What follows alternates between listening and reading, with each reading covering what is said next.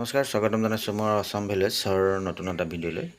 আজি দেৰগাঁও উত্তৰ আঞ্চলিক দুৰ্গোৎসৱ সমিতিয়ে আয়োজন কৰা সাংস্কৃতিক অনুষ্ঠানৰ কিছু দৃশ্যাংশ, ৰাত্ৰজাৰ সাংস্কৃতিক অনুষ্ঠান আৰু তেওঁলোকে কি ধুনীয়াকৈ মা দুৰ্গাক উপস্থাপন কৰিছে তাৰ কিছুমান দৃশ্যাংশ দেখাম। গতিকে বলক ভিডিঅ'।